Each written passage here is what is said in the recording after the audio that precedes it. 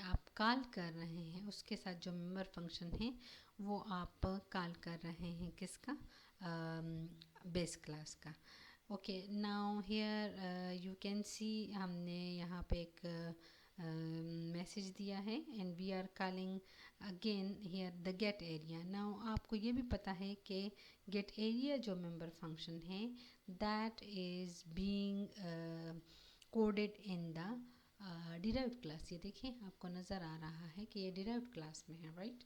सो आप देख सकते हैं this is how we can use the inheritance, right. Okay, ये प्रोग्राम मैं आपको रन करके भी दिखाऊंगी, इसकी एक अलग से वीडियो हम अपलोड करेंगे। Okay, now what are access controls. हमें पता है कि we are having different type of specifiers and the job of these specifiers is to encapsulate the data. हमारे पास जो specifiers हैं उनमें public, protected and private हैं, and we know that whenever we declare a thing as public it is accessible by from anywhere of the program, and if you declare something private, so the private is data member or a private member function is only visible to that class in which it has been declared। यानी private जो member function है हम उसी class के अंदर use कर सकते हैं जिसमें आपने वो मेंबर फंक्शन या डेटा मेंबर प्राइवेट रखा है। यूजुअली हम डेटा मेंबर्स को प्राइवेट रखते हैं वो इसलिए कि कोई और क्लास का ऑब्जेक्ट जो है वो एक्सेस ना करे, या हम डेटा इनकैप्सुलेशन को इन्फोर्स करने के लिए या डेटा इनकैप्सुलेशन को इम्प्लीमेंट करने के लिए हम यूजुअली डेटा मेंबर्स को हम प्राइवेट रखते हैं और मेंबर फंक्शंस को हम पब्लिक रखते हैं। लेकिन इनहेरिटेंस में हमारे पास एक थर्ड मॉडिफायर आ जाता है या स्पेसिफायर आ जाता है जिसको हम प्रोटेक्टेड कहते हैं, ठीक है। नाउ प्रोटेक्टेड और पब्लिक प्राइवेट, प्रोटेक्टेड और प्राइवेट का ज़रा आप इफेक्ट देखें कि अगर आपने एक क्लास में, ठीक है, एक डेटा मेंबर पब्लिक रखा, ठीक, तो वो अपने क्लास से एक्सेसिबल है, ठीक है, चाहे वो कोई डेटा मेंबर है चाहे वो कोई मेंबर फंक्शन है। अगर आपने उसको पब्लिक डिक्लेयर किया तो वो एक्सेसिबल है from its own class in which it is declared. It is also accessible from the derived class, right. Derived class से भी एक्सेसिबल है, यानी आप डिराइव्ड क्लास के अंदर से भी उस मेंबर फंक्शन या डेटा मेंबर को कॉल कर सकते हैं जो दूसरे क्लास में पब्लिक है। Okay, even you can call it from the main, mean outside of the class भी आप उसको कॉल कर सकते हैं। So public is just like global, you can call anything from anywhere, it is the public का modifier या public specifier का जो इफेक्ट है। The next one is protected. Protected जो है इट इनकैप्सुलेट कुछ सिक्योरिटी देता है as compare to the public. थोड़ा सा ये रिस्ट्रिक्शन लगाता है डेटा मेंबर्स या मेंबर फंक्शंस जो प्रोटेक्टेड डिक्लेयर होते हैं, जिनके साथ आप प्रोटेक्टेड लिखती हैं, तो वो सेम क्लास से तो एक्सेसिबल हैं, ठीक है, डिराइव्ड क्लास से भी एक्सेसिबल हैं, लेकिन outside of the class means main से आप उसको एक्सेस नहीं कर सकते हैं, या किसी और क्लास से जो आपके पास उस क्लास का सब क्लास नहीं है या डिराइव्ड क्लास नहीं है, तो वो उन डेटा मेंबर्स या मेंबर फंक्शंस को एक्सेस नहीं कर सकता है जो प्रोटेक्टेड हैं, और ना ही हम मेन से उसको एक्सेस कर सकते हैं। The third one specifier is private which strictly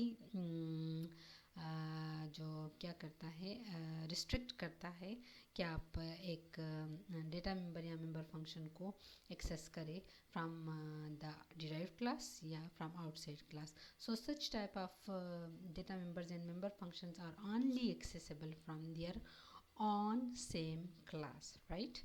I hope आपको इन एक्सेस स्पेसिफायर्स की जो विजिबिलिटी है या जो उनका स्कोप है वो समझ आ गई होगी। If you have any question then you can ask me, right. Okay, now here type of inheritance. Sir आप देखते हैं हमारे पास इनहेरिटेंस की कौन कौन सी टाइप्स हैं। Let's see. Okay, when deriving a class from a base class may be inherited through public, protected or private inheritance. The type of inheritance is specified by the access specifier as explained above. आपने अगर inheritance public किया है, ठीक है, अगर आप inheritance protected करते हैं और अगर आप private करते हैं तो इनमें क्या difference है, let's see. Okay, we hardly use protected or private inheritance, right? यानी protected और private inheritance का हमें इतना ज़्यादा ज़रूरत भी नहीं होती है. Public inheritance is commonly used. While using different types of inheritance, following rules are applied. You can see when अगर आप एक derive करते हैं कि class को public base class से, तो public members of the base class become public members of the derived class, and protected members of the base class become protected members of the derived class. Okay, base class private members are never accessible directly from a derived class. इसका मतलब ये हुआ जब आप public inheritance करते हैं तो आप public और protected जो specifiers वाले data members या member functions हैं उनको तो आप access कर सकते हैं, लेकिन private को आप बिल्कुल भी नहीं कर सकते हैं, right? But can be accessed through calls to the public and protected members of the base class. Okay, जब आप protected inheritance करते हैं, when deriving from a protected base class, public and protected members of the base class become protected member of the derived class. Means जब आपने inheritance करना है और जब आप derived class को inherit करते हैं पब्लिक प्रोटेक्टेड बेस क्लास से, तो उसके जो पब्लिक और प्रोटेक्टेड मेंबर फंक्शन या डेटा मेंबर्स हैं तो वो उस डिराइव्ड क्लास के लिए प्रोटेक्टेड बन जाते हैं, राइट? यानी अगर आप इस सब क्लास का कोई और चाइल्ड बनाती हैं तो उस पर फिर प्रोटेक्टेड का जो स्पेसिफायर है वो काम करेगा instead of the public, right? Private inheritance, when deriving from a private base class, public and protected members of these base class become private members of the derived class, right? So these are the different three types: public inheritance, protected inheritance and private. Public inheritance में जब आपके पास public inheritance करते हैं तो जो public base class होती हैं, जो public इसके members हैं या जो उसके protected members हैं वो public ही रहते हैं, प्रोटेक्टेड ही रहते हैं और प्राइवेट ही रहता है, आप नहीं कर सकते हैं उसको एक्सेस. लेकिन जब आप प्रोटेक्टेड इनहेरिटेंस करना चाहते हैं बेस क्लास से, ठीक है, तो फिर क्या होगा कि आपके पास जो पब्लिक मेंबर्स थे वो भी प्रोटेक्टेड बन जाएंगे, राइट? ओके, जो प्राइवेट वो तमाम के तमाम जितने भी पब्लिक एंड प्रोटेक्टेड मेंबर्स होंगे उनको प्राइवेट बना देगा. I hope you will understand. Multiple inheritance क्या है?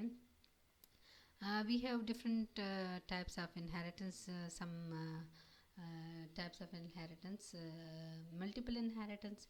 Okay, when we can inherit members from more than one base class, it is possible कि you derive a class. आप एक class को डिराइव करें, राइट? आप ऐसा कर सकते हैं कि उसको more than one base class से आप इनहेरिट करें. जैसे आप देख रही हैं ना कि यहाँ पे डिराइव्ड क्लास दैट इज़ आप फॉर्मेट स्पेसिफायर लगाएंगी, then base class, then again base class A, base class B and so on.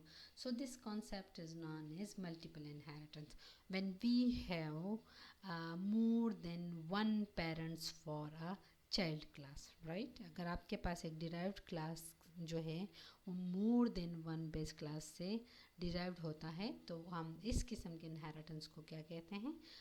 Multiple inheritance कहते हैं. Where access is one of public, protected और private and would be given for every base class and they will be separate by comma is shown here. ठीक है, आपने access specifier हर एक के साथ अपना अपना लगाना है, यानी public base A, protected base B. It depends on you कि फिर आपकी प्रोग्राम की रिक्वायरमेंट क्या है, राइट? यहाँ पे इस एग्जांपल को थोड़ा सा देख लेते हैं. Let's C. Now you can see here is the shape class again with the set width member function, okay, and set height member function. When you will pass values to the W it will assign to the width, and